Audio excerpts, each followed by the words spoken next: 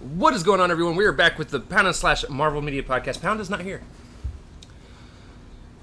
So the great Damia has joined us. Yes. Due to timing conflicts and birthday parties, Pound is watching the movie today with his family. That's why we have a tribute to him in DC today. Yeah, he's wearing his Batman stuff, just for Pounds. Yes.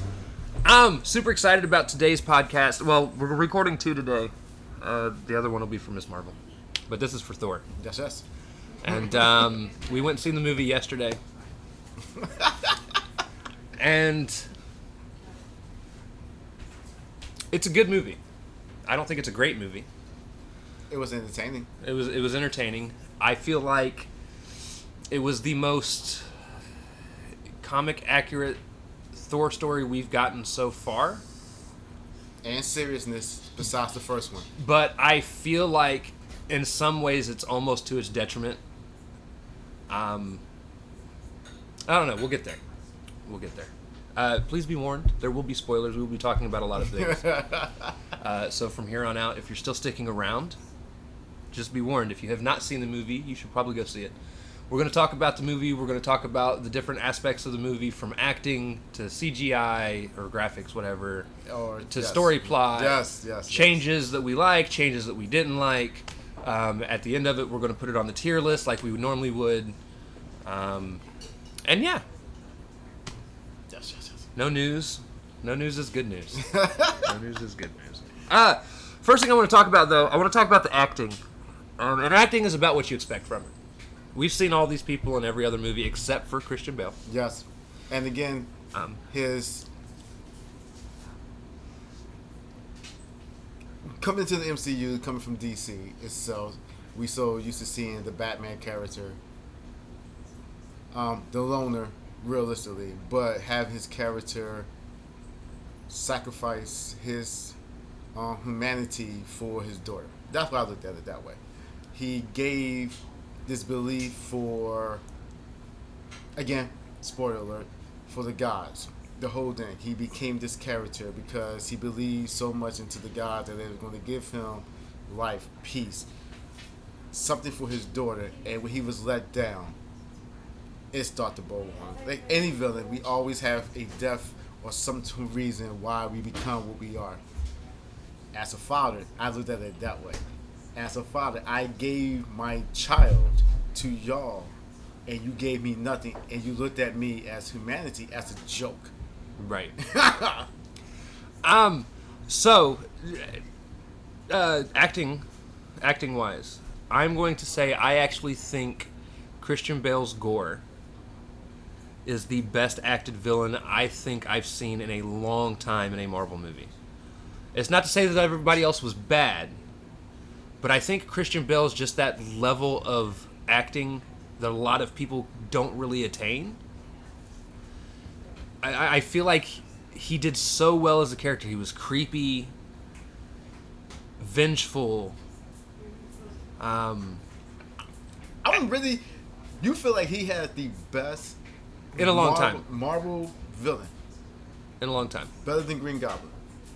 No. I'm talking about acting wise. No. Acting wise itself. If you remember when we actually talked about the Spider-Man No Way Home, yes, I wasn't a fan of Willem Dafoe in that movie. I actually felt he underperformed as an actor. Okay. Then yeah, you felt Jamie Foxx. Jamie Foxx stole that show. Okay. So Jamie Foxx stole the villain side of it. Andrew Yes. Garfield stole the hero side Yes. of it. Which, funny, by the way, considering they were both in the same movie. And it was not a great movie. But you feel Christian Bale carried as a villain.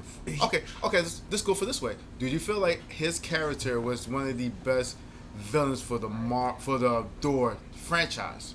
Yes, Okay. hands down. I give you that. Hands down. I actually liked the guy that played Malekith. I think he did a fine job playing Malekith. Mm-hmm. I don't think Malekith was well written in that movie. Mm-hmm. I mean, I still like the movie. Don't get me wrong. I can sit down and watch Thor: The Dark World and be thoroughly entertained. I know a lot of people hate it, but I do enjoy it. I wouldn't say I hate it. I wouldn't say it was not I feel like it was more of the romance part. I feel like it was more they took away from the characters of Jane and Thor more than anything else. They concentrated on the actual situation. But Right. I give Christian Bale his props for as one of the best Thor villains out of all. Yes, I give you that part. I think he's, for me, on par with Loki. I won't say he's better than Loki. I won't say he's worse than Loki. He's up there. I want him. I got them both side by side for me, and I would love to see them both in a movie together. I give you that. I give you that part. I give you that right there. Yes. But here's the thing, too. I love this version of Christian Bale. My first ever experience of Christian Bale in a movie was American Psycho. So for me, it was hard watching him as Batman starting off, because I'm so used to seeing the psychotic meltdown of a character that is going around. Basically, he's a serial killer. And I almost feel like he just kind of transitioned into this role that's almost the same thing. I'm gonna say he did, especially certain parts of the movie. He's good, baby. When he came out of the shadow, he's laughing at the kids. Like, oh, wait a minute, you were this little evil person. But yeah, he came out. Yeah. Now, my other big complaint isn't even from that. It's from Mr. Waititi, or whatever the fuck his name is. We actually had mentioned in the news a couple weeks ago, there was supposed to be a scene in this movie that was cut out, where Christian Bale is supposed to let out some deranged, blood-curdling scream at some point. I don't know where. I'm guessing it was probably one of the moments he was talking to the kids, would be my guess. Or, I feel like he probably had a moment looking at the kids and probably remember his daughter, and they probably feel like it was too powerful to put into the movie. Probably, like you said, being one of the extras. But I feel like with that new power he has, or maybe he's come to the realization of that he is dying, he has to do this mission, and that probably was like one of those moments that he let the roar out. Right. And going on the story, also playing into the Christian Bale thing, another reason I think that his role was so well written, not even just acted, but just well written, is he played, understand, my favorite kinds of villains, just personally, are typically just the psycho people that do it because they just do. Carnage, Joker, Kefka from Final Fantasy. I'm not a big fan of having this like deep, elaborate backstory that has, it's like a fall from grace storyline. So like Sephiroth can eat my ass. But I do love the way this was written, because especially as a father, like, you put all your faith into this deity, and you meet this deity, and you find out that they're really just a piece of shit. Yes. And the fact that they think of you as nothing less. Again. Right. I loved his story. And it's one of those things, the story's a little bit different in the comics, because it's his son, not his daughter, that dies. But still a child regardless. Right. And that actually starts, again, like you said, certain people's not going to actually understand. Again, when y'all watch it, like we said, we have spoiler alerts, but and within the title itself, the love is like the first date. And that really does capture his motivation. Let's not even say his reason. His motivation, I love my child. I love my faith into the gods that I pray to. I tell y'all, we have nothing, but I still pray. We have death around us. I still pray to you. And when I realized that y'all don't have the same love for me, I renounce you. And then you want to get mad.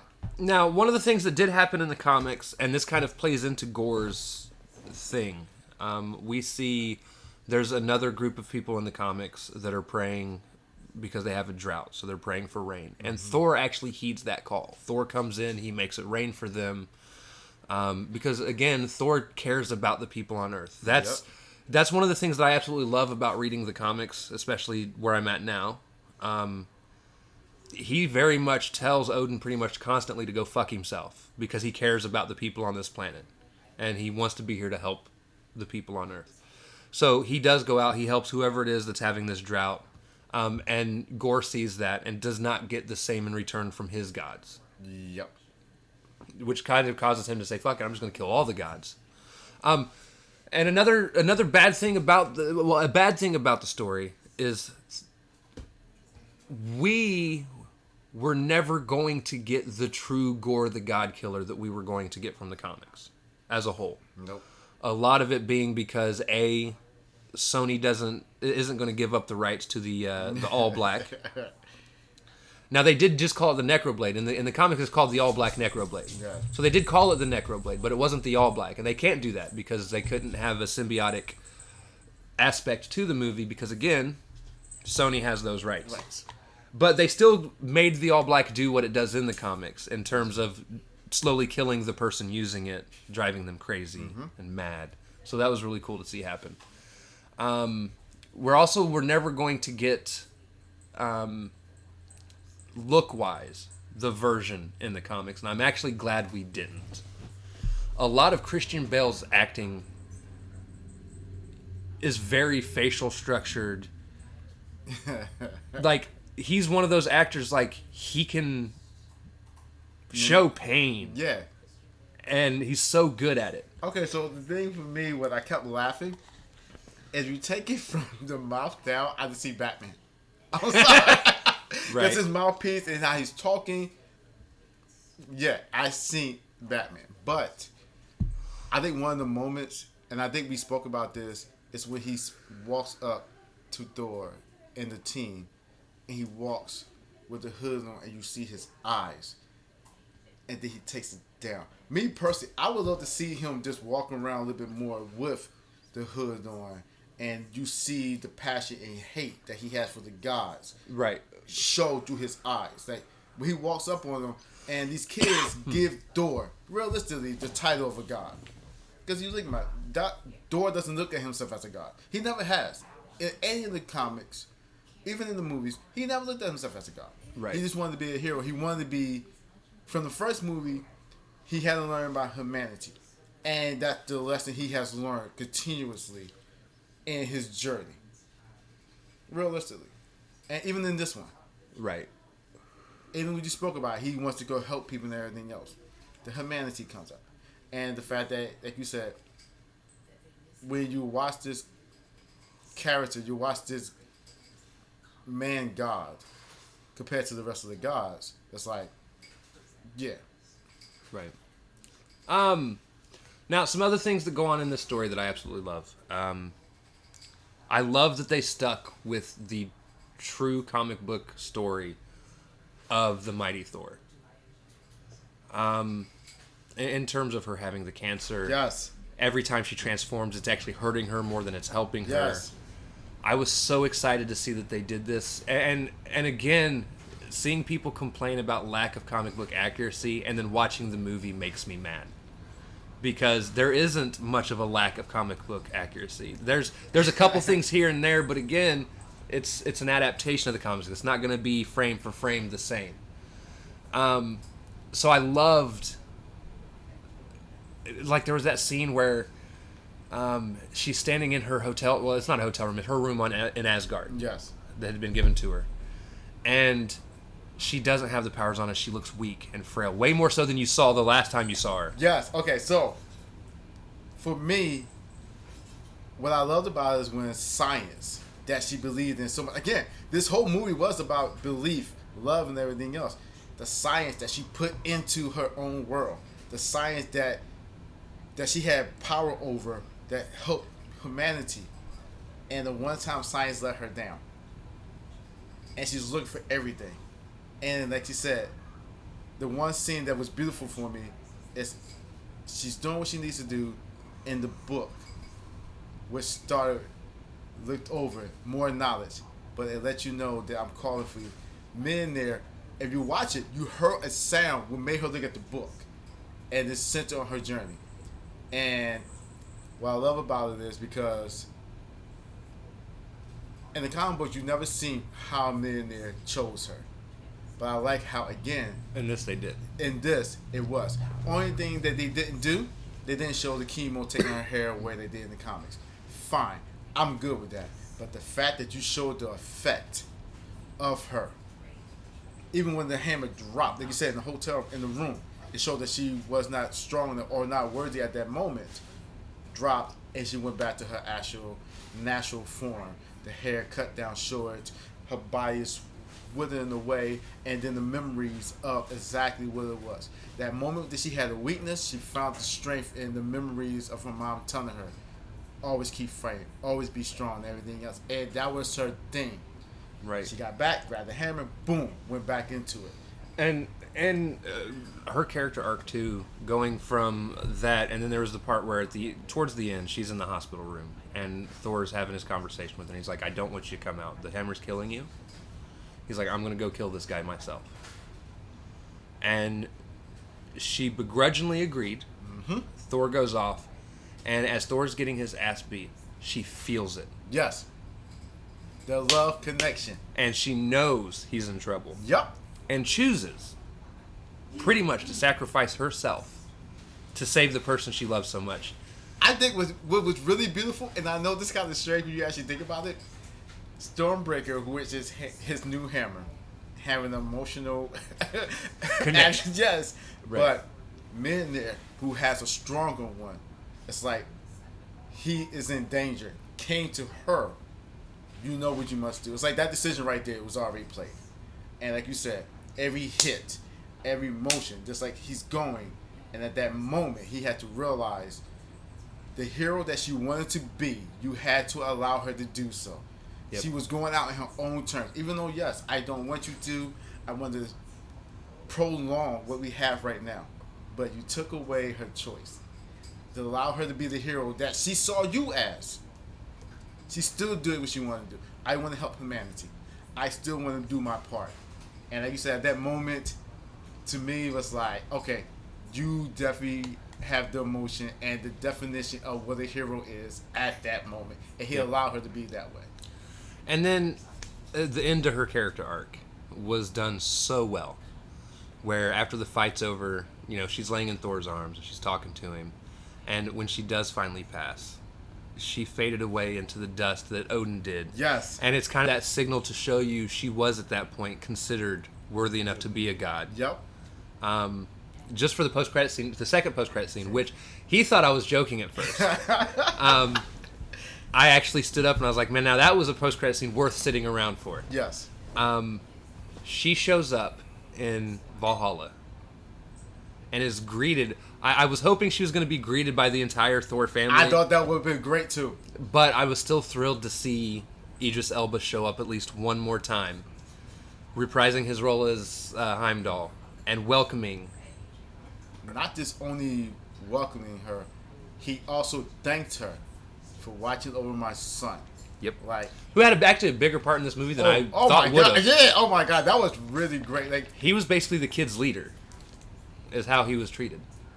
Yeah, because again, like, I really want to know how the hell these kids came about, because we see some children in Ragnarok, and we see more of the adults, but now they show the community itself. And you're right, as the children and everything else, he was the great leader, and his gifts came in and everything else. The fact that they was not trained because they were so used to the peace time they was at made them vulnerable, but not at the same time. Thor had to let them know. While he was still searching for himself, he had to let them know who they were too at the same time. I would have loved the fact that if Thor's mom would have greeted her because of the bond. I was hoping Frigga and Odin yes. would have also been there. That would have been super dope. Because think about it. He denied her. Like, get her off of here. She's a mortal. You're sacrificing us for this mortal.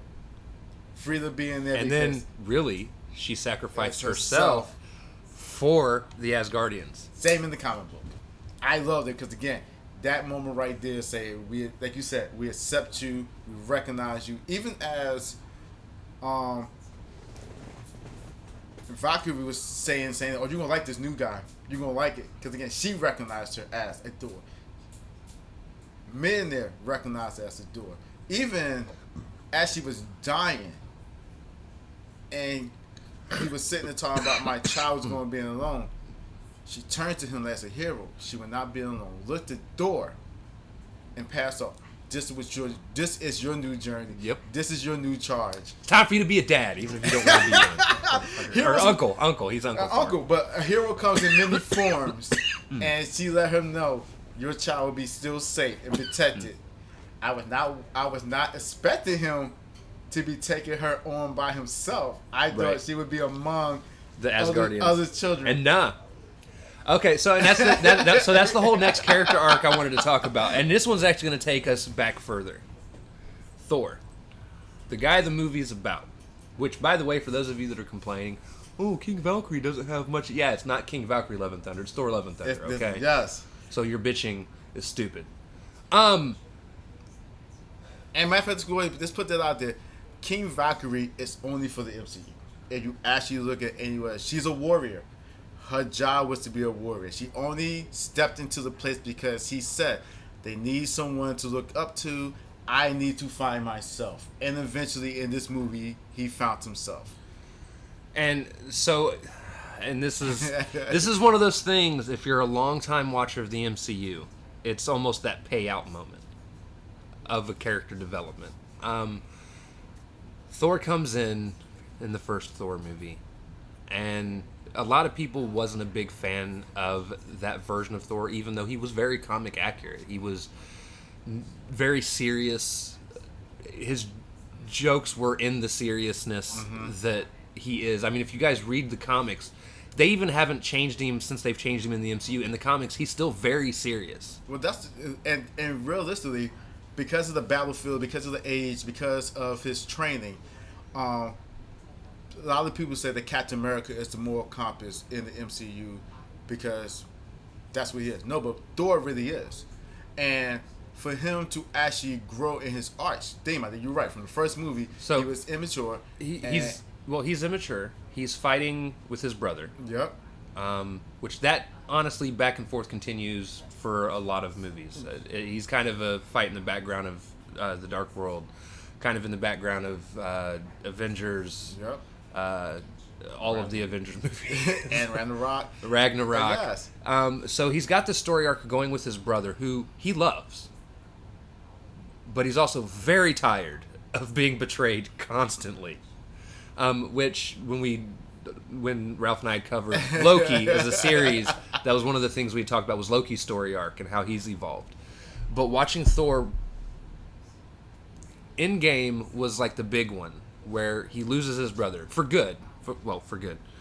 But his brother legit dies. All the other times his brother dies, it's always been his brother doing like a fake image of himself being killed. Yep. But in Endgame, like, he legit confronts Thanos and gets his neck snapped for it. I was doing about something real powerful. So, two of the main characters in the MCU who lost everything and watch the journey. So we talk about Wanda.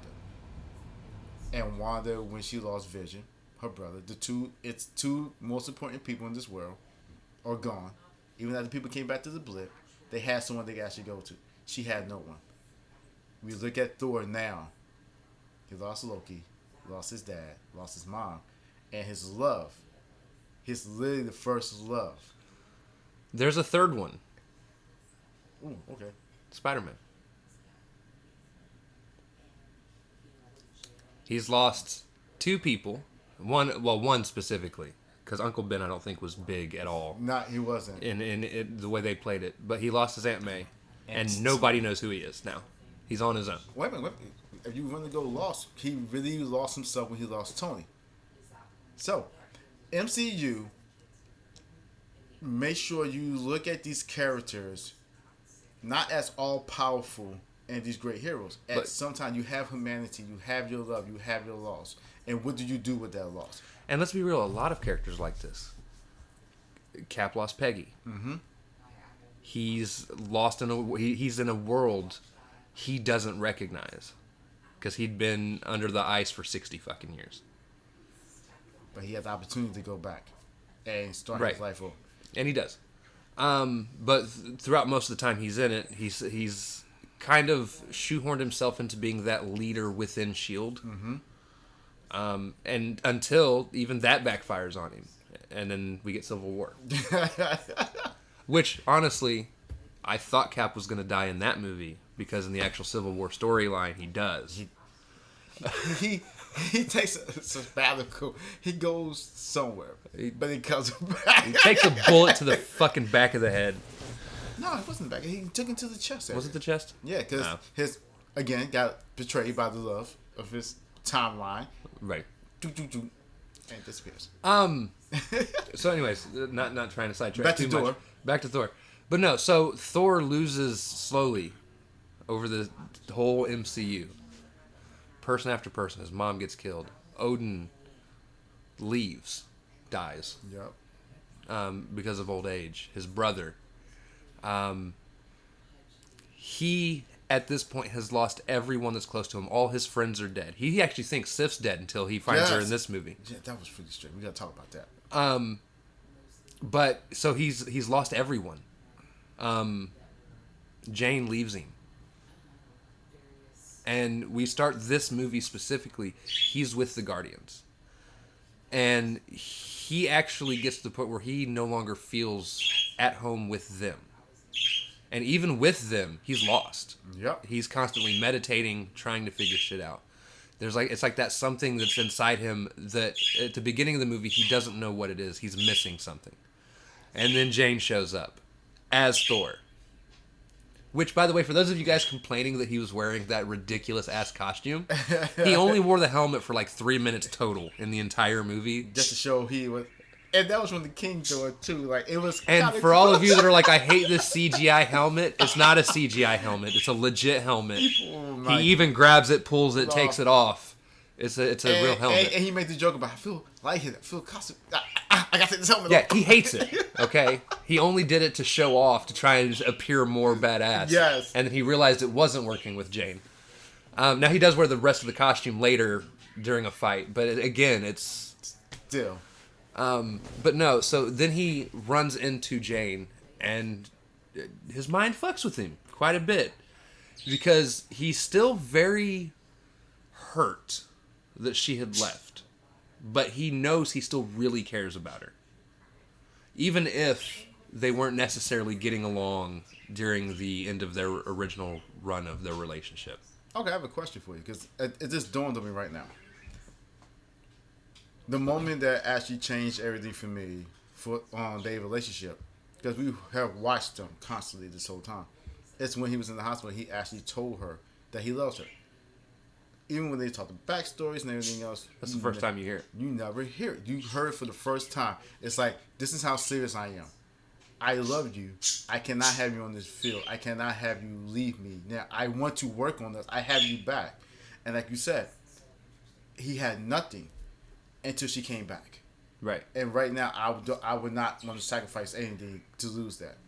And for me, that was like the change of point, too. And it feels like, so after everybody had died, before he runs into Jane, the only thing that's really pushing him forward is this feeling of duty. Yep. And responsibility. Yep. It's my duty to protect people. Opening scene, we see the Guardians fighting against a group of people. Yeah. And then finally, Star-Lord finds Thor sitting up on top of this hill. And he says, Thor, we need your help. And he goes down there and single-handedly takes out the invading army in one of the most ridiculous ways possible, by the way.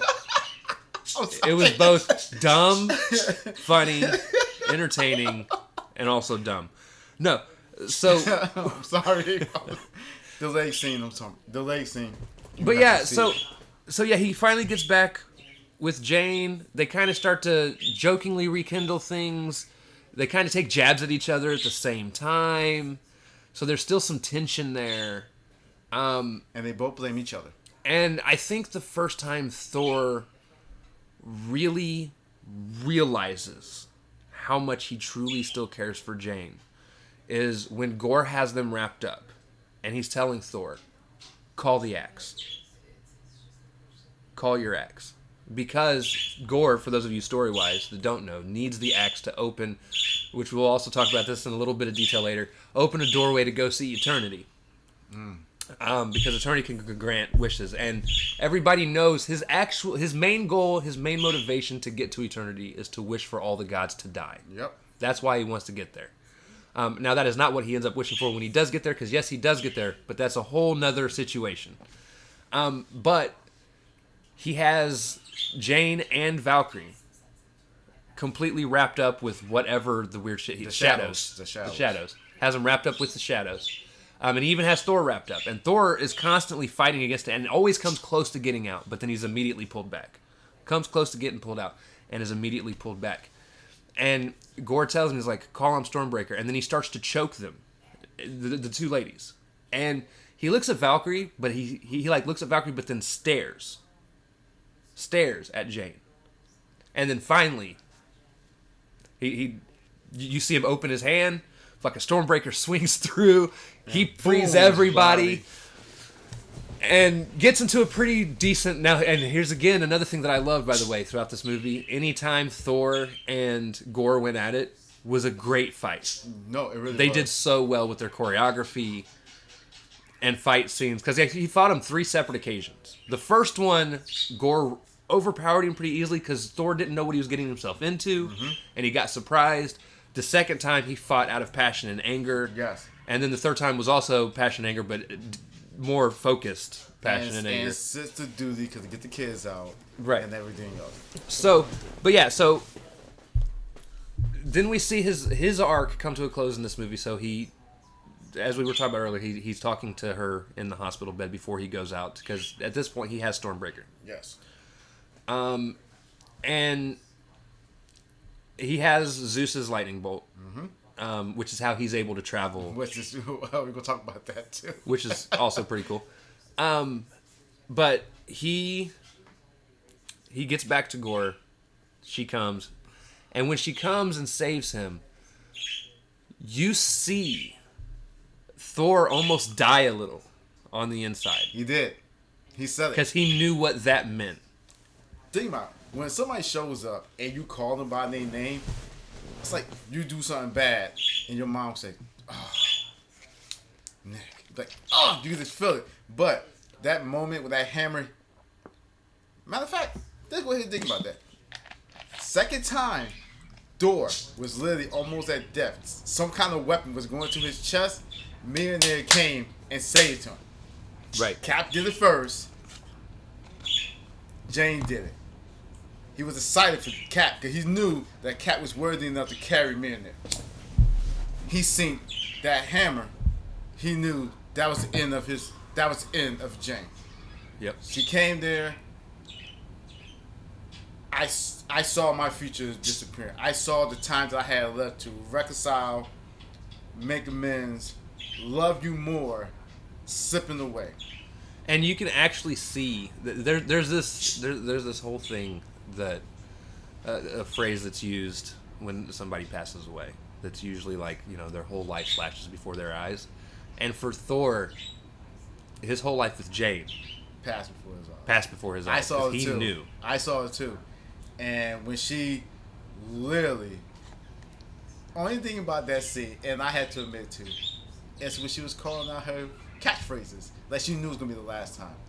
I'm gonna get all these catchphrases out, and every catchphrase had a lovely power hit with it. It was great. Right. So then they get to the part where they're in eternity, or they're in front of eternity, and Gore does what he does. So basically what happens is Gore is reminded that he can bring his daughter back. But at the same time, Gore doesn't want to bring his daughter back because he's not going to be there. He knows he's dying. Yep. Okay, here's a question for me, because Gore went into eternity. So, once he physically went in, have you noticed Thor and Jane didn't have to go in there? It was already brought out. Jane is already in her actual mortal form at this moment. Well, she's in her mortal form, but she's also still in the Thor outfit. Yes. And at this moment, like you said, as a hero, you do not always have to win the battle physically and everything else. You have a self-consciously made a decision. And I love this moment when instead of fighting, they used their words and got to Gore. Yes. And he was like, do what you want to with me, if I'm gonna die right now, I'm gonna die being with the person that I love. Yes, that right there is a definition of a hero. Like literally, he said, and not even that. He literally said it to him. Why should I fight you? I'm going, like you said, I'm going to spend the last bit of minutes with a person I love, and that he made him realize, like you said, you can do the same thing. You are so focused on death, and you told me choose love. I'm telling you to do the same thing. And the one person that you spoke about in this movie is my daughter, my faith, and everything else. Show them that you have faith. This is a God right here that you already know grant you wishes. Allow this God to show you that he could be with you at this moment. And he gave him that. Yes, I'm dying. But I want to see my child one last time. Let her see me. Let her see what I tried to do in the name of you. And like you said, at the same time, it hit him. When he went to Jane, I don't matter no more. Make your wish. Do whatever you want. But I'm going to be with the person I love that you told me to go ahead and do. And it changed him. He realized, let me do the same thing. And like you said, that moment, it hit me. Like I said, as a superhero movie, we could talk about all we want with these actions and stuff like that. But Thor's whole life, his whole thing was about love, his family, honor. It was like everything that brought him to this moment. The maturity, yes, we had a young kid, and you look at the first movie, to all we hear at now as a grown man, found the love of his life, and wanted to die, sacrifice himself, sacrifice everything for the love of this woman. And that's what got me at the end of the movie too. And I love ending Thor's arc here. Taking over guardian responsibilities over love, which is the name of the little girl. Yes. Which plays the whole Love and Thunder title Yes. so well. Because they gave you the ending to the movie in the title. And he said, yeah, love, thunder. Like, yes. And seeing their dynamic, I'm hoping we get to see more of that as we go on in the MCU. Now, something I just thought about that I want to bring up is there's going to be a lot of people that don't like this movie. I actually heard when I went in to piss after the movie was over, I went into the bathroom and I just heard people in there bitching about it. This movie I did sucked. too. This movie was so stupid. I heard the same thing too. And what I need people to understand is this movie is more of one of the storytelling movies in the MCU. Yes, there was some action in it. But every now and again, you get one or two movies that are more focused on telling a story than they are delivering nonstop action, Michael Bay-esque fucking explosions, all this other shit. And I feel like these movies are necessary, and I feel like it's always people don't realize it until further down the line. Mm-hmm. Prime example, and I'm actually comparing these two movies very similarly. Okay. Iron Man 3. Iron Man 3 is looked at as the worst Iron Man movie. And considered not quite Thor level bad, but just above Thor the Dark World and a couple others in people's worst movies in the MCU.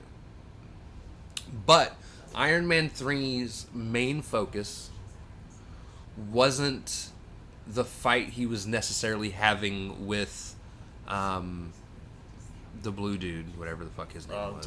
Talking about and with the Mandarin. Right. And I get a lot of people's disappointment that it wasn't the Mandarin as people wanted it. Yeah. Like, I understand that. I'm not saying they didn't fuck up with that.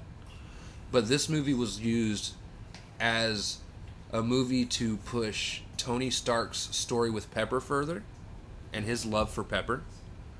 It was used to show him, which comes back full circle in Spider-Man Homecoming, that if you can't do what you do without a suit, then you don't deserve to be a hero. Yep.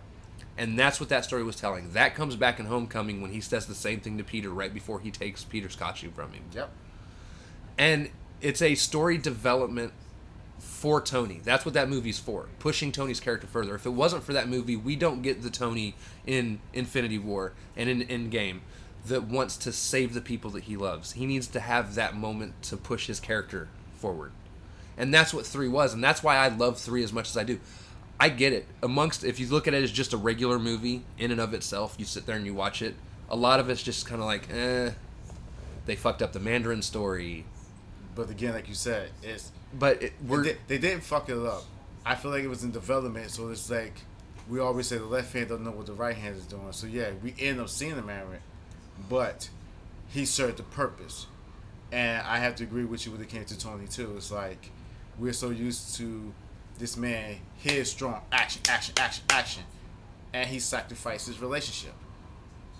And like you said, he had the opportunity. Even he destroyed the suits. This is my thing for you, my love. I told you I'm gonna stop doing this. So right now, all the suits are getting destroyed. It's gonna be you and me.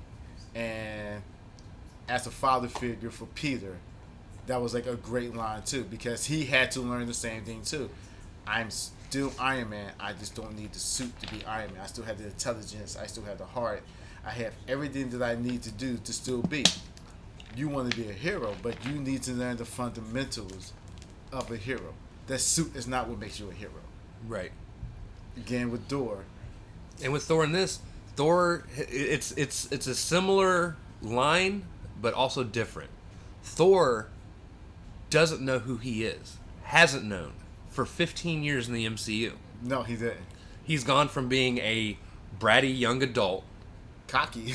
cocky, and amidst his losses or his defeats and his life losing everybody, we've finally gotten to the point where Thor knows who he is. It took losing the last thing that he had and then gaining a niece that now he Yes. raises. So he now has a purpose. There we go. That's what it is. On Asgard, he was raised to be the future king. So when your kingdom is no longer there, what is your purpose? A hero, like you said, they have a plan, they have a fight and everything else. For Thor, him going around the universe, he needed a purpose. He needed to be needed. And like you said, this young lady gives him a purpose every day now. I get to teach you. I get to grow with you. I get to have a family that I really wanted but didn't have the opportunity to have. Right. Moving on to some other things. Eternity. I wanted to talk a little bit about Eternity. Yes. Okay, so here's something that's also going to be hard for people with this movie. If you do not read the comics, the character of Eternity showing up isn't going to make sense to a lot of people. Now, they changed Eternity's purpose in this movie as opposed to what it was in the comics. Yup. So in the comics, the very first time Eternity shows up, and I just read this recently, so it was super dope. For it to pop up in the... Again, guys, go through, read the old comics, and make your way through them. I'm having so much fun reading them. Like, I read probably 6 to 7 comics a day. No, he's not lying. He really does. And I'm loving... Dude, Stan Lee did such a great... Anyways. So, Eternity's first appearance is actually in Strange Tales. And what happens is Doctor Strange is in a fight with Mordo. And Mordo, who he normally beats pretty easly, has the backing of Dormammu. Yep. And is being given power from Dormammu from the Dark Universe. What the fuck is it called? What do they call it? Dark? I thought it was the dark. No, it's Dark Dimension. Dark Dimension. Yeah. Thank you. He's getting power from the Dark Dimension sent to him from Dormammu. And he's just super fucking powerful. To the point, Strange has to go on the run. The Ancient One is basically in a coma. And he kind of comes out of his coma when Strange visits him because they have him hidden in some sort of mountains. Yep. And he visits the Strange One. The Strange One mentions you have to find Eternity. So Strange goes out on this 5-6 issue run where he's trying to find Eternity, and everybody that he goes to that he thinks he can trust, he can't trust because they're with fucking Mordo. He's going back and forth, and finally he decides he's going to try and probe the Ancient One's mind. After fighting with the Ancient One mentally, because the Ancient One doesn't know who it is that's trying to interfere in his mind, finally gets through. And the Ancient One tells him, okay, there's this spell you got to use with the amulet. and it will take you to eternity. So Strange takes the amulet. It says what the spell is. I don't remember what it was right offhand. And the amulet grows into a portal that he walks through. Yep. It disappears. He meets up with eternity, which, by the way, in the movie is drawn and shown just like he's drawn in the comics, which was super fucking dope. He goes and confronts eternity. And eternity in the comics is a being that you ask a question, and it will choose whether or not to give you what you're looking for, based on who you are, what your intentions are. The thing in the movie is it grants one wish to whoever the first person that comes up and that finds him and asks a question of him, and then it disappears. In this, it's like he'll grant anybody anything as long as you're worthy for what you're asking for. And Doctor Strange says, at this point, he finally has found out that Dormammu is helping Mordo. Yep. And he asks Eternity, he says, I need the power to be able to stop Mordo and Dormammu. And Eternity waits for a second, and he says, well, I need to see if you're worthy.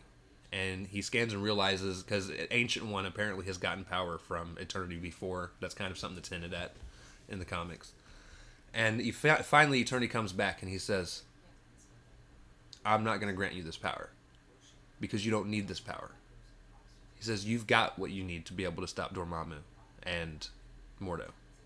He says, use your mind. And then sends him off. Mm-hmm. It isn't like Strange just walked away. No, he gets sent off. But think about it. When they introduce godlike characters in the MCU, if you're not a comic fan, if you do not know the background, you do not know the history of these characters, it's just a character to you. You just see, like you said, when you're watching Thor. First of all, you and me had this discussion yesterday where they were showing the actual figure itself with the half mask itself, with the gold face, and then the actual darkness itself. Which, by the way, looked very much like Malekith, and that's what I kept thinking they were referring to. I'm like, is Malekith going to show up in this fucking movie? But as we're watching it, it's like, okay. But once they actually got through the entrance, again, we're going to come back to the entrance itself and how they got in there. When they show Eternity, again, all the books I have read, from Marvel versus DC, you see Eternity as this entity. One of the most powerful entities in the Marvel Universe. Again, they don't talk about that. Unless you're a comic book fan like us and you know who he is, it represents. And he didn't talk. He allowed the wish to happen. Like you said, not explaining to anybody about the worthiness or not worthiness. He actually did it. I think a lot of people are getting cheated on that part. Right. Because again, we're excited. We love how it's drawn. Because you and me discussed this. I love the water aspect that's around it too. And here's the thing. I think, and this is just fan theory, obviously, because obviously they already made their decision in the books. But fan theory. I think if he would have gone and asked for the gods to be eliminated, Eternity would not have done it. Because it wouldn't have been a worthy thing to do. But for him to be like, bring my daughter back. Eternity saw that as worthy and capable of doing. And granted, put himself into the little girl. Or itself. It's not him or her. It's Eternity. Yes. Put itself into the little girl. Now the little girl gets to run around with the powers of Eternity, which this is weird and not in the comics at all, by the way.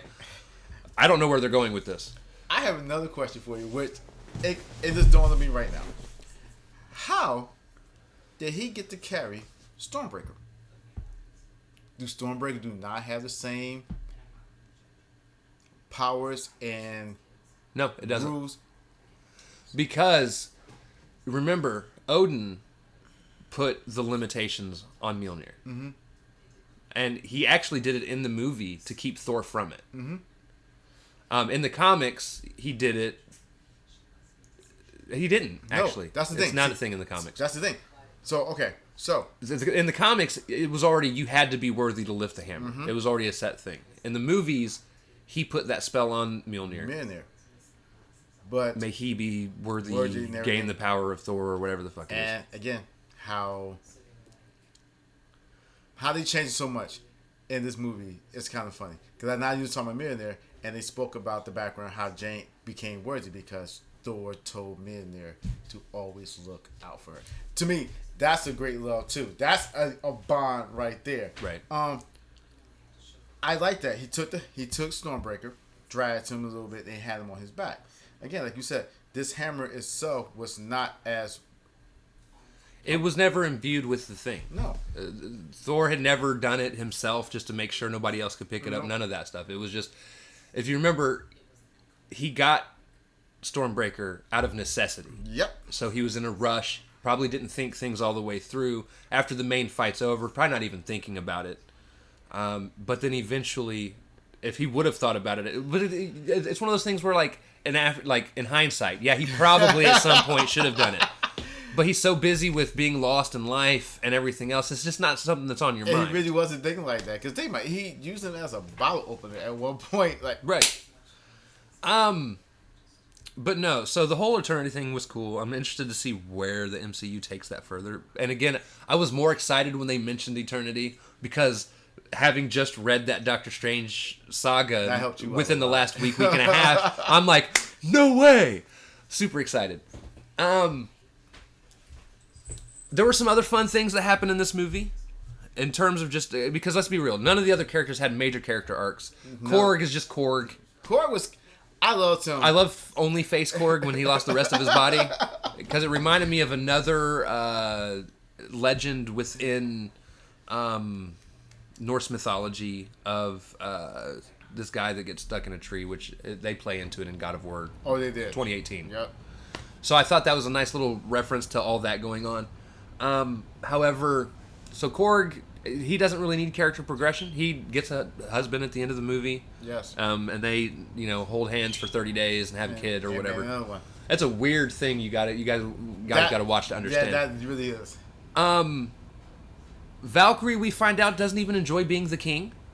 So I'm wondering if Thor won't eventually come back and take that crown back from her, and she'll be willing to give it up. Because she even shows, she's like, being king is cool because, you have the power, but at the same time, she doesn't like dealing with the bullshit that comes with it. But that's the thing. Also, because Valkyrie was never in that position. She was always a warrior. She was never... This is also the first movie they play into her actually being gay. Yes. And I loved when they did the whole thing when they're... And we'll talk about this in more detail here in a moment. When they're in... it's not Olympus. It's... I forget what they called it. Goddamn, yes. It's a place where all the gods of all the different pantheons meet to be with each other. I can't because it didn't really pay. I really didn't care about it, but just the idea that they had a place to go to secretly, which was cool. Yes. But so Valkyrie, when they're leaving, grabs one of the women that are just like Zeus's women, whatever. Grabs her hand, kisses it, winks at her, and then they go off. No, the first time it really played onto it where her and Thor was walking, and it was like, I'm Team Jane.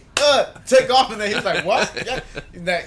No, she's like, I'm in the same team you are. Like Team Jane. And nobody, like you said, you paid attention to that. It's like, yes. Or when he speak about it, when he has her in the shadows, and she's talking about, how did you feel when your sisters, your women, was laying there on the battlefield, and the tear came out, that emotion, because that really is the only time you really saw her emotional. Even in the first time of her introducing in the Ragnarok, she was tough. She was just an alcoholic. She was, and because she was burying the fear of that. But even if you look at that, they showed her lover getting killed, and she had to carry that too.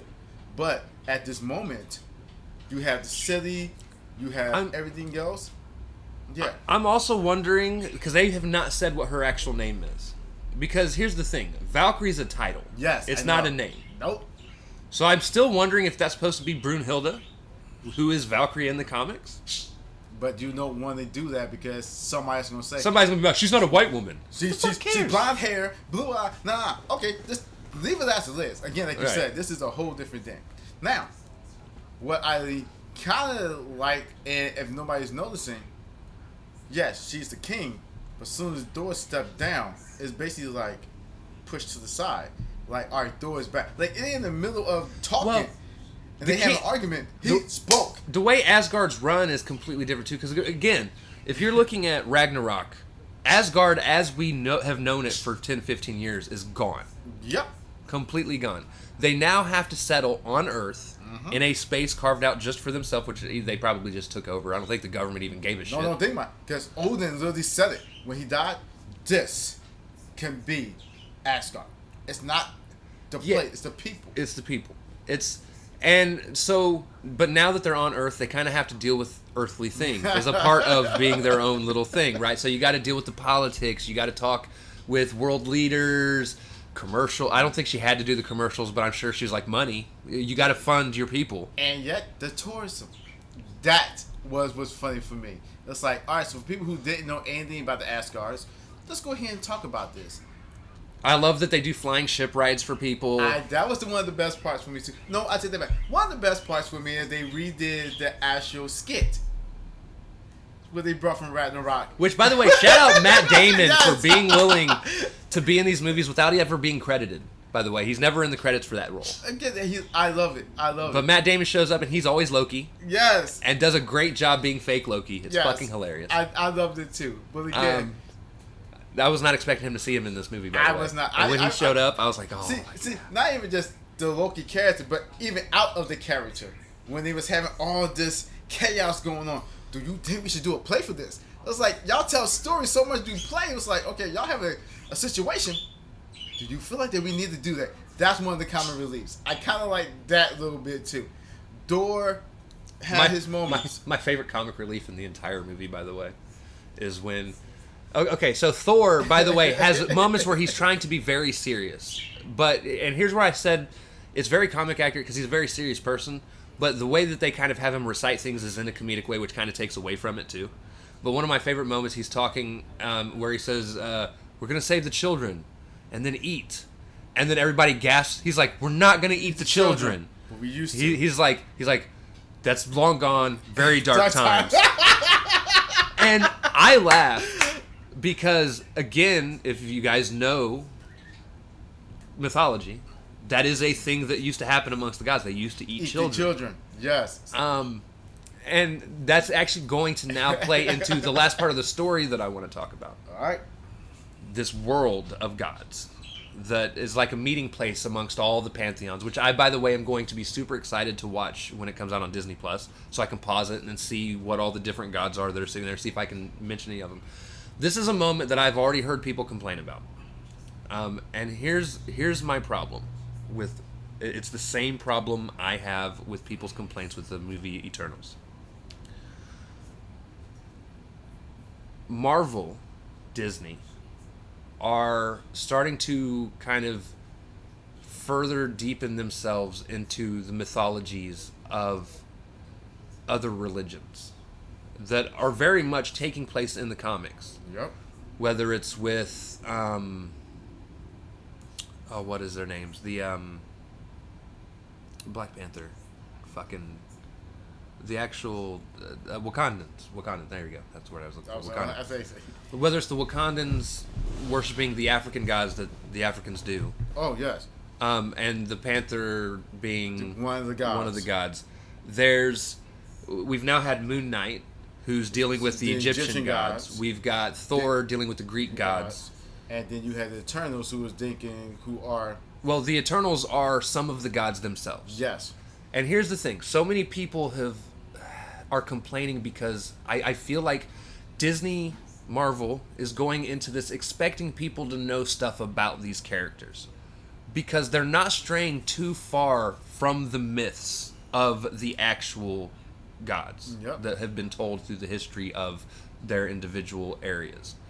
I've already heard people complaining about Zeus as a prime example. People saying, I can't believe they made Zeus to be like he is. If you have read the stories, to be honest, they watered him Marvel down. has watered down. Yes. Odin has watered down Zeus. I got into Greek mythology because of all the stuff I read. And I'm not talking about the little kid stuff that they get you in school. And you actually really read how they really are. Like, Zeus and Hera in reality, they're brothers and sisters. She was the only female up there. Then they paired everybody off. It's like, what? Y'all don't realize they were the first incest. Period. Right. And the fact that they had Zeus as this character, as this pompous, slut, arrogant whore, hoe. He was a like he's talking about having a group orgy, right? Yes. Which surprised me in the same way that it surprised me when Ned said that he was looking up porn. Yes. He talks about having this group orgy, and that is very much a Zeus thing. Yes. And the only complaint, and actually Kat had brought it up, he's Greek. So he should have had a Greek accent, not an Italian accent. Okay, so this is the thing. So many times I feel like people don't know how to do that. Right. Maybe he didn't know how to do a Greek accent. Maybe he just know how to do it. What I like about it more than anything else is they didn't make his suit straight muscular. I like the fact because he gained weight, they still had him as... They had the ab suit, but not the abs. Yes, I love that. Let this man be... Because, and again, it's your own interpretation. Right. Of what Zeus is. Because it's anime I have seen that Zeus was this old, wrinkly man until the power came in and he became full muscular. You look at the Hercules movie, and he's just this beast of a guy. Yes. Strong. From Disney itself. We're talking about Disney. Disney has drawn him bigger than life. Right. Because that's what a god, quote unquote, is supposed to be. You're supposed to be bigger than the humans and stuff like that. Even in the beginning of the movie, he went and see the god. He picked him up and he held him. Right. About to kill him. It's your own interpretation. And I love... So, when they're walking in and they're looking at all the gods, and Thor's talking about all the people he hopes to see there, right? And he talks about Quetzalcoatl. He talks about other Isis, yes. other gods. And as they pan through, you see some of them. And some of them were easy to pick out. Other ones, like I said, it kind of pans quick enough that you aren't able to see everyone. Yeah, but like I said, I love the dragon. That means that was truly... That's okay, the world dragon. Yes. So I loved seeing him there. They had the dumpling god from Chinese origin, which is a god. It's... they had Korg's god was there. Because he spoke about it. He said, I don't think my god's going to be there. And then he was there. He was so happy. Again, like you said, it's the love and the faith where they kept really pushing a lot of. And I also love this idea that all the gods do get together from all these different pantheons and just bullshit. That's pretty much what they do. And have orgies. And have orgies, apparently. Or they would say, how they were saying, the contest winner. Like, it was like a contest. I love that too. It's like, okay, so your faith, my people believe in me more than you are and everything else. But and then they have that moment where Thor challenges Zeus. And it pisses Zeus off. But he doesn't get all ragey. He jumps down off of his platform and walks up to Thor and he says, as a son of Odin, I thought you would know better. He's like, he goes on and basically tells him, he's like, don't backtalk me. He's like, I'm not going to help you. But did you see You're on your own. But you see how he did it, though? He did it. Now, the audience itself, granted, they probably didn't hear him. But what he did was, he said, we're safe here. Do not start panic. He said, when he was up on the podium and everything else, and he talked down about the other guys, they are weakling gods. They are lower than we are. Again, it's still a measurement in any form. Even in superheroes, villains, humans, and everything. Even in the gods. We are here. They're kind of down here. So we're not worried about them until you bring it to our doorstep. And like you said, Thor called him out on his bullshit. And he said, came down and had a private conversation with. Now, he probably had it there and lowered the volume that is only between these two. It was like, you could be safe here. Don't worry about that. Because that's petty out there. Just enjoy the safeness right here. And I love that he also tells him after they get into this argument, he's like, you know what, now you can't leave because you might tell them where we're at. Or better fact, he was like, not gonna put your clothes. No, he took his clothes off. Not gonna put your clothes back on. Ha! I'm gonna put your clothes back on. And that way, like I said, it benefited him. But he still had to show his strength. He still had to show his power. And like you said, when Thor kept saying over and over again, you disappoint me. You are the one that I look up to. You are the one, again, showing another person worshiping a higher being. Thor is supposed to be a god in his own right, but I worship you as a god myself. I don't say worship. I think he looks up to him. That's how he put it. I look up to you, because him being a god that controls lightning, that kind of being Thor's thing. But at that moment, think about it. At that moment, same way as you had everybody else, he went through what Gore went through. Yes, the person I look up to just let me down and looked at me as lesser than anything else. And that moment, like you said, I was waiting for Thor to really represent exactly what he is. Where that lightning was bouncing around, I thought he was gonna take it at that moment. He was playing with him. No, you can't have my lightning bolt. But when he got that bad boy and his eyes glue and the power came through his whole body, let me show you what I'm built. Now you can hear what I'm really about. That was a moment for me. And here's the thing Disney's doing, and I think this is what's making people mad. Disney, Marvel, MCU, is making people have to think.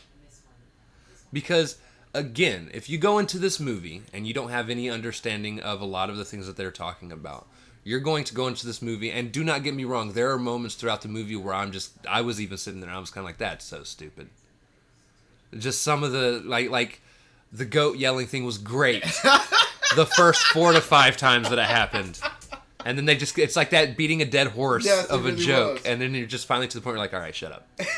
Until they run off with Korg's face. Yes, and it was like, good go, and took off. But they had a moment. Right. Or some of the jokes that were kind of forced, especially when like a lot of the nervous interactions between Thor and Jane felt kind of forced. Or at Thor times. and the children. Or Thor and the children. And actually, there was something else I do want to talk about before we're done with storytelling after I'm done with this. But they're going into it expecting you to know stuff about things, and I feel like that's what's driving people nuts, because a lot of people don't. A lot of people don't look into the mythologies of things. A lot of people don't. There's also psychology being used in the writings of these scripts. Again, we just talked about so many of the things psychologically going on with Thor, going on with Gore, going on with Jane, going on with Zeus as a character, just all these things, mythologies, psychology, and people don't have a real understanding of that stuff. It's the same issue I had with watching the Texas Chainsaw Massacre that came out on Netflix a few months ago. I watched it. It's more of, if you understand how psychology works, and I would this could be a whole different podcast on that movie alone. That movie is actually really fucking good. No, it really was. I was surprised. And as like you, I'm not a horror fan, but I could really appreciate that movie. Right. But it's just, people don't want to think. They want it up front. They want it thrown in their face, and they want it to make sense immediately. And it's like, that makes such a boring movie. But again, like you said, we have certain people who will appreciate the movie because we know the background. We understand the characters. Even like you said, we were discussing before we had the podcast, like the Greek mythology, the psychology, and everything else. We understand the development of what they have in mindset, of what they want to portray in this movie. Again, this movie was great because not only Zeus, which I really find it interesting that it don't make a difference where I watch or what I Zeus. Zeus is literally the top of the key of all the gods itself. Right. Well, him and Odin were. Yeah. But with Odin's passing, it leaves Zeus to be. And like you said, he recognized who is Thor. He recognized, yes, your father will be disappointed because of what you're doing right now. Well, and again, and this is something else that a lot of people don't know. In the comics, and this will play into the Hercules conversation we'll have in a minute. There's a fight that happens. It was a one-off because somebody, I guess at the time, Marvel had gotten letters where they were like, we would love to see him fight another god from another pantheon like Hercules. Mm-hmm. And so Marvel went ahead and did it. And so like Thor somehow accidentally stumbles himself into Olympus. Recognizes how beautiful it is. He's like, it actually reminds me a lot of Asgard. Yes. He runs across Hercules, who's guarding a bridge for whatever fucking reason. Apparently Hercules was the first ever bridge troll. And as he goes to cross, Hercules is like, who are you? You know, I'm... If you're not a part of Olympus, you're not allowed to cross this bridge. And Thor is like, I need to go speak to Odin. Or not Odin, Zeus. And Hercules is like, not without going through me. And they get into a fight. And it starts off, as a god fight, their hammers, strength, whatever, and then basically Hercules calls him out. He's like, "You're nothing without that hammer of yours," and he's like, "I don't need this hammer," and he puts the hammer on his side, or he puts it down, because I think while he was there, Odin allowed him to keep his powers without having to keep a hold of his hammer for without 30 seconds. It's a weird thing, okay? For those of you that don't read the comics, Donald Blake's probably not. You don't have any clue who that is. Yeah, I had no idea. But no. So he gets into a hand-to-hand combat fight with Hercules, and pretty much fights to a standstill. No one can get the upper hand on the other. Yeah. Very deadlocked. And then finally, Zeus shows up, and Zeus straight up says, "Hey, your father would be proud of you." He's like, "I know Odin. Odin would be proud of you. You fought like a warrior today." He's like, "Hercules, my son, you also did really well." He says, "Now, with that being said, Thor, you gotta bounce." And he teleports Thor out, and that's the end of it. Now, obviously, I know they fight several times throughout the comics. And then within side by side. This right here, like you said, is the introduction of everybody. Like you said, that whole thing of the gods. I guess where I'm kind of disappointed in the first post-credit scene is, so they bring in Hercules, and I love that they made him look like Hercules from the comics. I did too. Not exactly, but really, really close. He's not. He doesn't have the huge beard that he had in the comics. In the first time you see Hercules, he didn't have the full beard right away. Right. He had the little bit of it, but the costume itself, the build, the extra hair. I hate to say Chest this, hair. that chest hair. No, so they got him dead on, but like for me, where I'm curious is, and it might change as I read more comics, and obviously I'm going to be reading a lot before the next Thor movie comes out, so I might see more of Hercules depending on how quick I get through shit. But like for me, Hercules popping up and being told basically to go hunt down Thor, it basically Zeus tells him, he's like, "Hey, he's like, go after him." Plus, I want you to set an example. I want you to show them, like he said, we had became jokes. We're not even recognized no more. People look up to superheroes. The superheroes are recognized. To be fair, if you motherfuckers were out there doing your jobs, let's be real, they would know who you were still around. And yet, this is what happened, because again, if you would have... Instead, the heroes are fighting your battles for you. And that's what really showed it too. When they showed the sex calls, who the Guardians seen it? That means the Guardians, Thor. They are you're right. They are the ones out here doing the job. So why do I need to... What if the next big villain are the gods themselves from different pantheons? Heroes versus gods. That would be dope. That would be, again, if we still want, Zeus would be actually headlining. Oh, I need this person, that person. But no, you're right. So the next battle will be for Thor and Hercules. But again, it's going to be a miscommunication. And Thor probably going to have the conversation with him the same way that my father had me believe this. Your father had you believe in it. That's what's going to happen down the line. Give me one quick second. All right, sorry, we had to take a quick piss break. So my whole thing is I don't know if I'm as interested in Hercules being like probably the next villain for Thor, just because I haven't seen him pop up enough in the comics to be excited for it.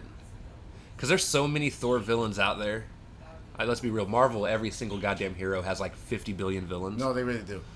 I'm trying to see... But that's one of the things I love about Marvel, too, is since they all cross over so much, it almost feels like no hero has their own rogues gallery. It's just, here's the villains of Marvel. They're going to show up everywhere. And everybody has some reason for... Now, here's my thing. Because I feel like because they introduced, same way with Adam Warlock, which I can't wait to be introduced for the Guardians of the Galaxy, I feel like Hercules is going to be the next phase at some point for the Marvel cinema. I could see that. Maybe not even just... It'd probably be Zeus and Hercules. Because Zeus seems to be on a warpath now. So, now, let's talk about the children. That was going to be the thing I was wanting to talk about. The last storyline-wise, the last thing I want to talk about was the kids. So, I absolutely... Not so much the kids as a whole. I want to talk about Alex. Yep. For those of you that don't know, Elixir, or whatever his actual name is the son of Heimdall, who has the same vision that his dad has. He just doesn't know how to use it. Yes. Obviously, his dad died too soon to be taught. But Thor stepped in. He's like, "Look, your dad taught me how to do it, and now I'm going to show you." Yes. And he does. And now this is happening mentally, by the way. I think that's so great, though. I love the fact that Thor still finds himself. Thor, who has been out of the loop when it comes to the Asgardians. It still is very much a leader. Yes. And the fact that even the kids, again, let's talk about the beliefs and what they see and the gods. You have these children who heard stories of Thor, who have from Asgard of the old planet to Asgard that's on Earth. And then you see Thor there, and he's fumbling the ball because he don't know how to comfort these children. Because again, at one point, he's not taught how to do that. I'm battle. Well, his being raised was very different. Yes. Again, like you said, battle. I'm breathing you for battle. Children, how y'all fight? We don't know how to fight. They actually show that at the beginning of this too. Yes. They show Thor. So Korg's telling the story of Thor's life throughout this movie. By the way, I love that he is narrated. He narrates at random moments, and they're talking about the very first time you see Thor in this movie is as a baby attached to his mom. Yes. Who's fighting with a wooden man there. And the snuggie. And he's just like, and his mom's out there whooping ass doing her thing, and then it shows him grow up from there. But like, he's bred for battle. And again, like I said, these kids are not, because they are at peacetime in this. Well, they're also on Earth. Earth's not a place to get into a war with humans, because let's be real, Asgard would destroy most nations on Earth. Well, just think about it. And they're not really trained. I don't think they really even use their strength like that. No. But going back to Alex specifically, he has a non-important, important aspect to his character in this movie. Mm-hmm. And what I mean by that is he's not one of the main characters. He's a point of contact for Thor. But you're slowly seeing his character being developed. He's gone from, like, there's an argument between him and Thor. Thor wants to call him what his birth name is, which is Asgardian. Yes. Which is what was given to him by his dad. And he's like, I don't like that name. I want to go by Alex. And they have this little mini argument. Axel. Or Axel. Axel, because again, it's like because he's named after the band. Because his name was like Extili or Extilis or something like that. He's like, no, I want to be Axel. And so they kind of go back for the final. Thor's like, fine, Axel. Yes. So he gives in. He's like, okay, that's what you'll be called. Well, fuck it, we'll run with it. But he's like, he becomes the leader of these kids. He's like the one trying to calm the kids down, trying to relax them. And I think a lot of that is he has a lot of his father in him. Mm-hmm. Because his dad, while not, again, a main character in Asgard, at least in the MCU. I'm going to say, in the MCU, he's not. He's kind of a side character. In the actual comics, he's very much, he's Thor, he's Odin's second favorite in Asgard. Even above Loki. Thor is his first, and then Heimdall. And he's starting to follow in his father's footsteps, learning to be the watcher, to watch out for what's going on, with Thor teaching him how to use the eyes. And then at the end, after they're all freed, he's the main one training. I mean, they have all the kids training, but he's the one who has a specific training. He's specifically being trained by Sif. Yes. Who's always been the best warrior in Asgard that's not Thor. And let's go back to her. Again, the missing character. I love that she showed up, dude. Again, the missing character. And you show up. I don't know if you heard me in the movie, so he was sitting like 4 chairs down from me. I'm sitting there, and they show Sif, and I go, oh, "It's Sif!" Again, I was excited. Okay, so this is my thing. Because that's always been my complaint. You see these Asgardians, like, everybody dies in Ragnarok. Except for her. Except you don't see her. And then when they go into the battle with Thanos, all the big women of the MCU are there, except for her. Now, so I was like, what the fuck has she been doing? And we still don't know what she's been doing. I guess she was on the planet where the other god was at. Maybe she was a ruler at that moment. Because she called on for Thor. Again, you knew his location, and you already knew that you can get a counter. But again, the fact that she didn't play a really major part for stuff, but except for the reason that we know who she is. She actually played a bigger part than I think most people give her credit for. She is to this movie what the Rat is to Endgame. Right? Mm-hmm. The Rat steps on all the things, pulls Ant-Man out. Ant-Man goes and gets in contact with Tony Stark, so forth and so on, right? Yep. So it's like he's like that catalyst that leads everybody out to being able to take over and kill Thanos, and save humanity, bring everybody back, so forth and so on. In this, she was Thor's catalyst to get him away from the Guardians. They're on the ship. She sends out the call. He realizes he needs to go help her. Basically tells the Guardians, I gotta bounce. But he does it in his weird, goofy, comedic way that was also a dumb moment in the movie. But I'm here for it. Dumb moments happen. But yeah, so Sif being brought back, and I loved that she's actually taking part in Asgard now. She's back on Earth in Asgard, help training the kids to be the next generation of warriors for Asgard. So here's my question. And obviously she's taken a special interest in Axel himself. Did she know it got destroyed? Now again, let's go ahead and think about that. At that point, probably not. I don't think so because he's talking about, I'm about to go. That was the funny part too. I'm about to go. He said, no, but you have to die in battle. Yeah. He said, your arm is missing. I'm going to die and go to Valhalla. He's like, no, you're not going to go. You got to die. He's like, you survived. Your arm is going to meet you there. But took her back home, take her to the medical, and like you said, everything went to haywire. Like you said, the fact that it was I like the movie. Some aspects of it was great. Some of it was like didn't even be necessary.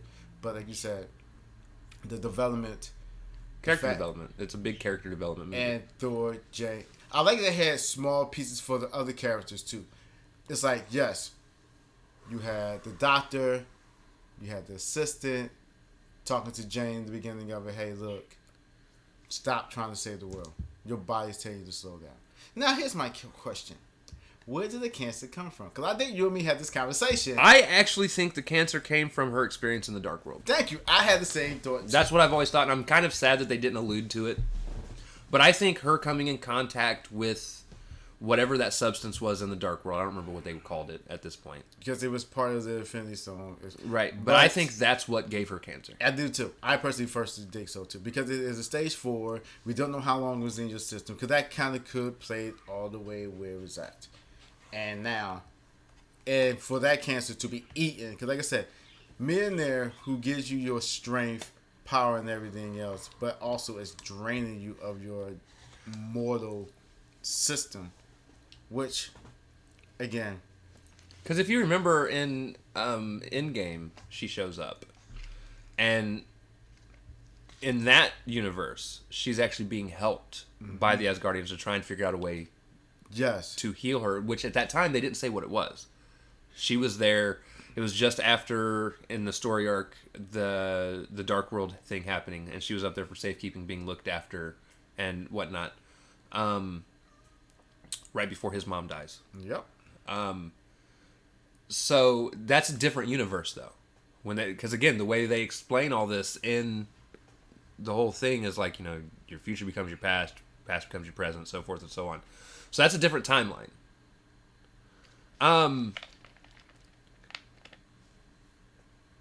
But yeah, I definitely think it was that black gooey substance, whatever it was, is what gave her cancer.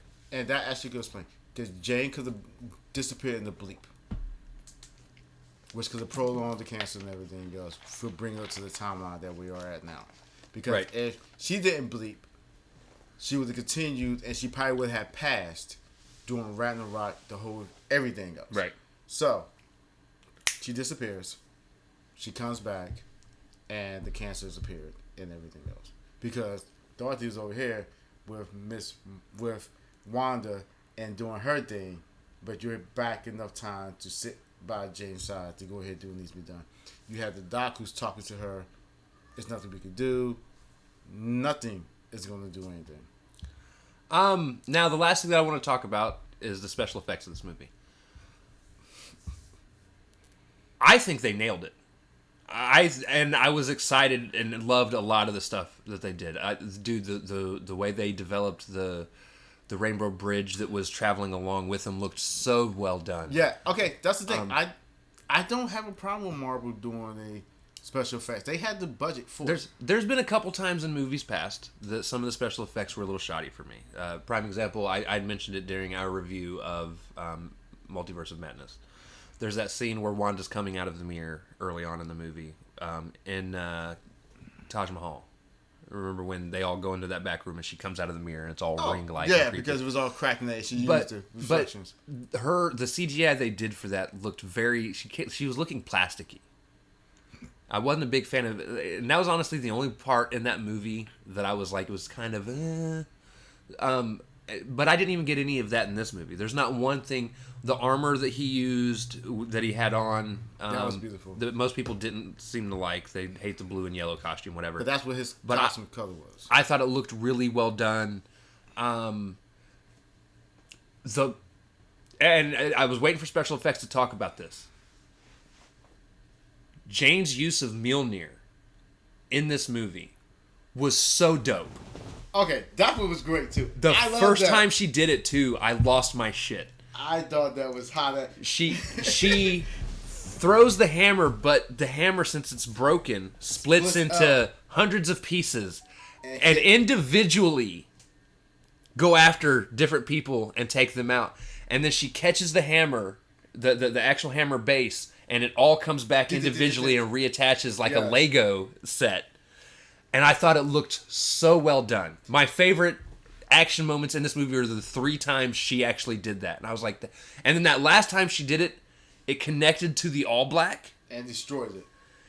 And destroyed well, the Necro Sword. I'm sorry, it's not the All Black. Yeah, the Necro Sword. Because he was doing the same thing. He grabbed the actual hilt of the sword, tried to bring it back, and she had it. And it was like, okay, this is how we're going to destroy your sword. Again, all of us. Oh, there's one more character story arc that we didn't talk about, and that was Stormbreaker.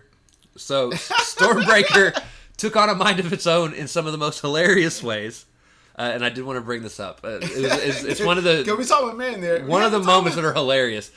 So like, there's a part where he's talking to Mjolnir because he misses, and Thor's a weird guy. Talking to Mjolnir, and he's like, I miss you so much, you know?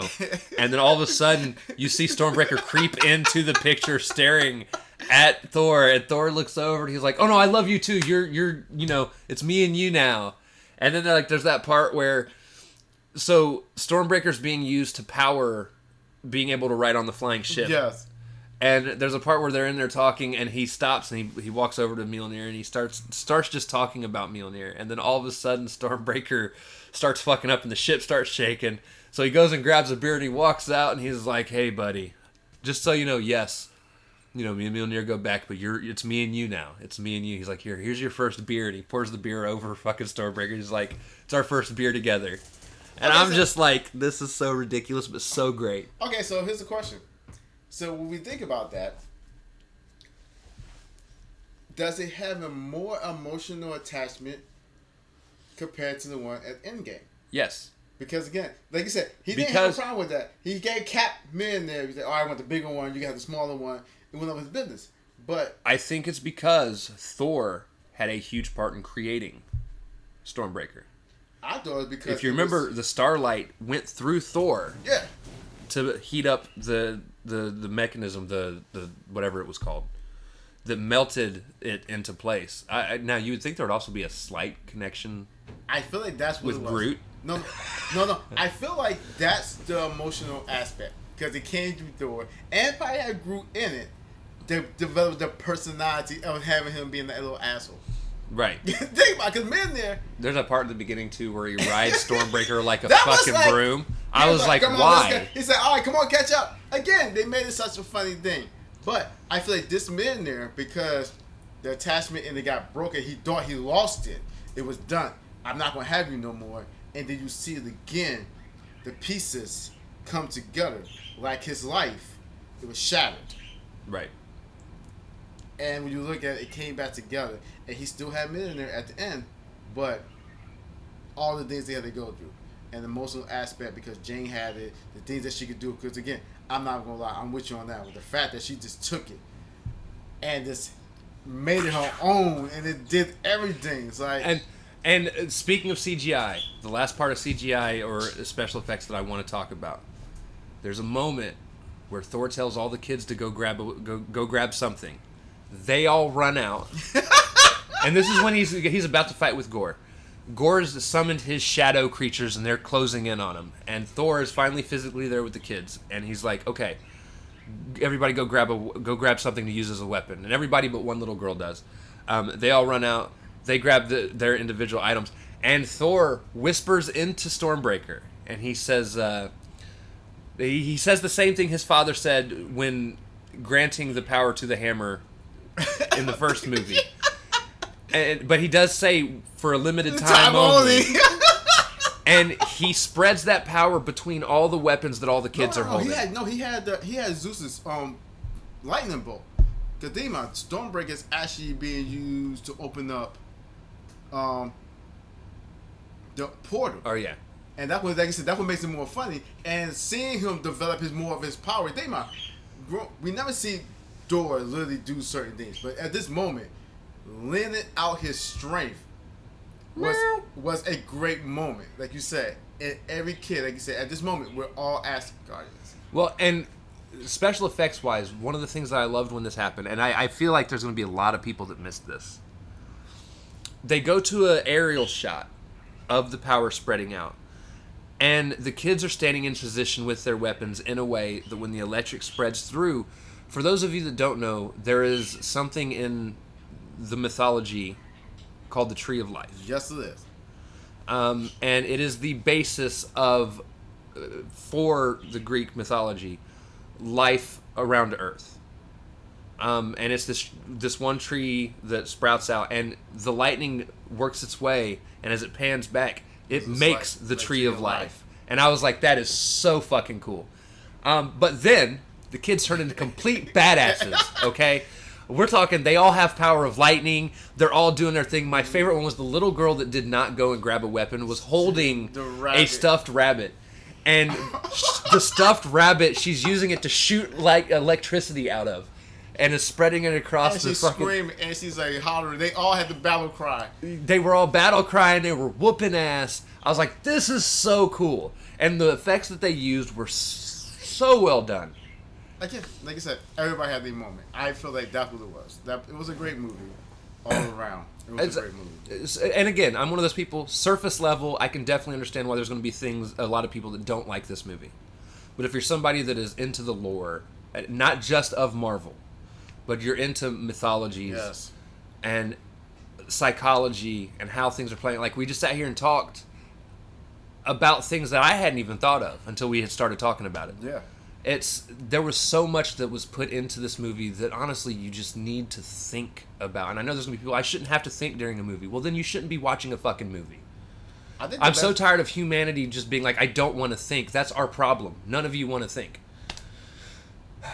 No. Go ahead. No, you make a very good point. No, because again, like you said, they want everything easy. And again, y'all so used to certain characters, y'all don't want them to grow. Right. Like you said, you and me had the discussion. We was talking about Jane and was looking at how the red carpet and everything else. Like I said, my biggest concern was the development of her and speaking about the cancer. I love that they actually touched with that. Like, right. Again, we might not want to know where it came from and everything, but you understood. And I love the fact that she said, I heard him call to me.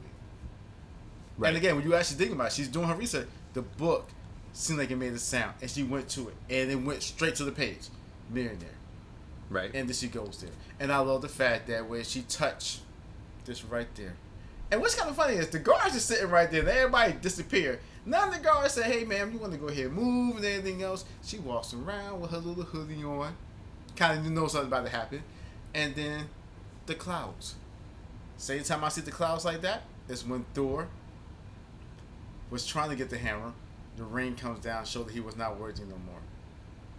Matter of fact, speaking about worthiness, I love that Thor gave props to Jane. Made him realize, you made me worthy. You made me realize that I was worthy. Like you said, complete 360 of this whole development of this love that they had. And had to explain to her, you are worthy. You are worthy of being Thor. When she felt like she wasn't. When she felt like the cancer was beating her and everything else. You are worthy of it. He chose you. To steal a line from Batman, this isn't the Thor movie y'all wanted, but I feel like this is the Thor movie we needed. And it was beautiful. It was really the love, the thunder. Like I said, when you watch the trailers and stuff like that, we digging the love. I actually thought it was going to be like the love triangle between Valkyrie, Thor, and James. And check it wasn't a love triangle. It was men there, Stormbreaker, and Thor. Right. All right. So with that being said, giving it a rating out of 10. I told you what I was going to give it yesterday when we were talking, and then as I thought about it throughout the night at the birthday party that I was at, I was actually going to drop it down a number, but I think I'm going to put it back up after the conversation that we had, because there's so much that goes into this movie, and so much that was thought about when making and developing this story. Again, I will never be the type of person that surface level judges a movie. Especially with adaptations, one of my big things that I hate about people so much is people look at something and they're like, they changed this and I don't like that they changed this. But for me, it's more, how does this change affect what's going on? Mm-hmm. Does it make sense? If the changes make sense and it actually helps push the story forward, it's a change I rarely ever have a problem with. Like we talked about earlier with whether it was the changes that were brought up in Power Rangers or the change of April O'Neil in the Ninja Turtles movie, or the changes that are done throughout all the horror remakes in this world. Again, the MCU is its own adaptation of the Marvel characters. Yes, it is. And that's another thing we talked about. So many people love the Ultimate Universe. We talked about this before we started recording. So many people love the Marvel Ultimate Universe, and yet it is just another adaptation of what goes on in the comics. They changed a lot of shit in it. And there were a lot of people that love it. Well, a lot of people just love it. They think it's fantastic. And that's, again, what the MCU is doing. The MCU is telling its own story using these characters. Still staying as true as they can to the character origins, into building these characters, but also developing new stories to kind of tie along with it. For me, I'm going to give this movie an 8 out of 10. I would love to rate it higher because they did such a good job, but there is a lot of forced humor, ignorance throughout the movie that is very much a Taika Waititi thing, or whatever the fuck his name is. I think it worked really well with Ragnarok. I don't think it worked as well here. But over and above all, absolutely love the movie. Love the psychology behind the movie. Love the mythos that was mixed into the movie. Can't wait to see Marvel continue on this mythological run that they seem to be going on, even though a lot of people seem to dislike it. Fuck you, Eternals is a great movie. And but yeah, I'm going to give it an 8. I'm going to have to agree with you. I'm going to have to give it an 8 too. For me, it was for the villain. I love his path. Again, we have villains who want power so they can corrupt and be in control and make the world in their own image. No, I want to show you that y'all not better than us. I want to show you that the people that you actually need to keep you alive, you are not even recognizing them. I love the fact that you showed, and we spoke about, the different gods. Again, this movie was based on love as romantic, love as family, love in my religion. Because that really, really was. And love as a character. Yes. Because he ended up showing up at the end. Worthiness was spoke about. Jane showed her worthiness, Thor showed his, the children showed theirs. Even in the end, Gore showed his. Yes, because to be put on a pedestal so high.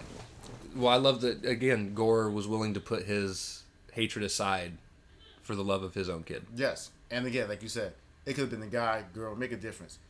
A father's love is a father's love. And the fact that he still, in the beginning of the movie, I lost my child. But he didn't waver. And he thought he was being rewarded. And again, when he showed up and made it into a joke, pissed him off. And again, right. Any man, any mother, again, I love the fact that was his motivation. Not, again, like you said, we watched many Marvel movies. It's power. I want power. I want the control. No. I literally want to show y'all that y'all are nothing. And I was given the weapon to show y'all are nothing. Right. Me personally, I love the color. I love the meeting of all the gods. I love the color aspect of it. I love that not only Asgard had a beautiful world, it's other worlds out there had the same beauty. And I love that's the vision of the Marvel cinema. I love that they do that. And like I said, I love the fact that Thor had his opportunity full circle. He fell in love with a young lady who taught him humanity, taught him about himself, taught him how to grow. And at the end, she still taught him how to grow. Do not close your heart off. Open it up wide. And if he wasn't able to open up his heart wide, he wanted to be able to have love at the end of the movie. Right. All right, so that actually makes what we got to do easy for me. Wrong one. There we go. That's what I'm looking for. As far as that goes, that automatically puts it into A rank because we both voted an 8. So no math needed to be done. It makes my life easy. It makes my life easy. Yes. I had to redo this entire tier, by the way, by looking at the old tier list because it's a new computer, so it didn't have the cookies saved for... Oh. Yeah, it sucked. It was easy, though. It didn't take long. So, yeah, Thor Love and Thunder goes into the A category. There are still quite a few movies that we got to go to at some point. Fucking Christ. Anyways.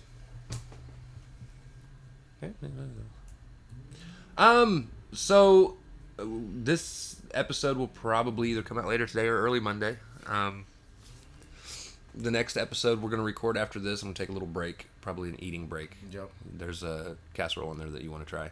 Oh, bet.